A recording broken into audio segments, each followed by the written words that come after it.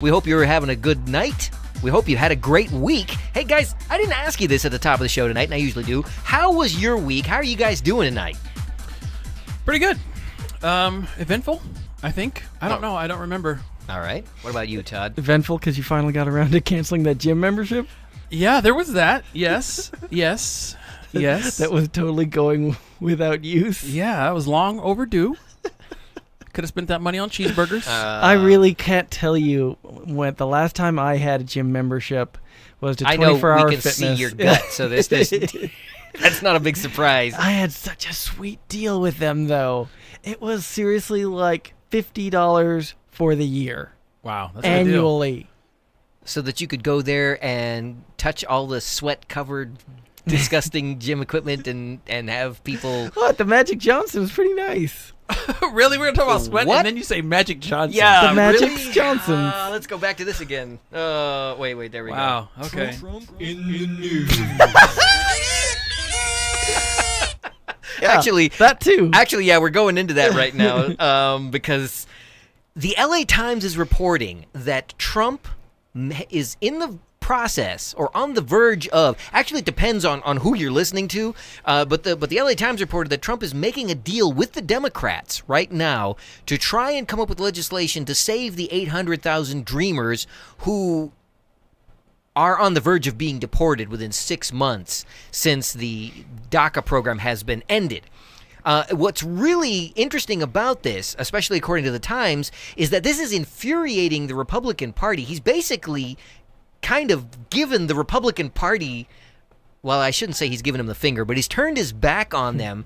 It's not the first time now. It's the second time he's made a deal with the Democrats instead. And he was quoted as saying, if the Republicans can't get their act together, then I'll have to work with the Democrats.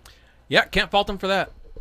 I actually can't either at this point. I'm scratching my head that Trump is actually doing something. He's broken with party lines to actually get something done.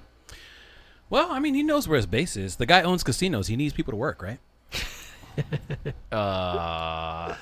It sounds mean, but the last time I was in Las Vegas, there was actually a protest on the Strip for employees from the Trump casino, which is actually not even on the Strip. Yeah, it's a little ways off. And part of it was the immigration policy. The other part of it was the minimum wage and all that other fun stuff. So, I mean, it's his name is his brand. So you start putting dirt on that. Well, yeah, when he's going around putting his name on all the buildings he owns. Yeah. Yeah. Well, there are people who are suggesting that Trump is basically throwing down the gauntlet and trying to force the Republican Party to come together, to unify. Because you've got the Tea Party and you've got the moderates and the whatever. Do you still have the Tea Party? Yeah, I don't know they're that still there. kicking? Sarah Palin hasn't gone away completely. She's not active, though. No, but she's still influential in the party. She's a picture on the wall. That's what she is. But there are a couple of candidates. Looking at Russia from her house. Yeah, exactly. There are a couple of, I think they're Congress people who did get in as a result of the whole Tea Party movement. And there's still several like on local government and whatnot. But I think it's really bizarre because he's always been kind of this outlier. And I've always felt he was not. He was a Republican in name only. They call him rhinos. And the Republican Party is basically bitter because their person didn't get the candidacy, just like the Democrats are bitter because their person didn't get the candidacy. And in both cases, it's because both of them were playing politics, and he came in and played person ticks. Yeah, it's a thing. Well, yeah, I don't know. I'm going to take a wait and see attitude on this. I'm impressed so far that he's actually made a move across the aisle to see if he can actually just get something done. But this goes back to what a lot of the people who wanted him for president always said. The man is a negotiator, and he's going to do what's best for the deal. He's not going to play the games the other parties are playing. And the Republicans and the Democrats, both, to be fair, they will kill a good thing just because their party's name isn't on it or their own name individually is not on it. Well, see, and here's the thing. I'm fine with him doing whatever is best for the deal as long as that also equates with what's best for the country.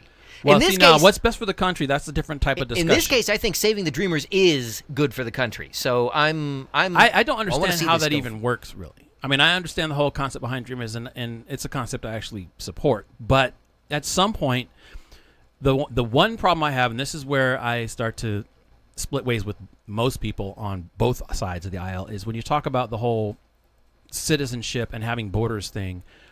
I just wish people would actually talk about what the end game is, because nobody wants to have that conversation. Well, again, we're talking about the Dreamers, right? And these are the children that were brought here illegally. But it's they still, didn't have a say-so in it. I get but that. this is the only country that they've ever known. Right. They were educated here on our tax dollars, in most cases. All their Some of them, I'm friends, sure, all went their to private family, schools or whatever. and their parents pay taxes. But yeah, they were educated here. They were part of our healthcare system, and they want to be here and give back. They just want to be part of this country because they're as American as you and I, even if they don't have the paperwork that says so. Right. And so I don't want to see them booted out of this country. You send them back to their home country that they've never known.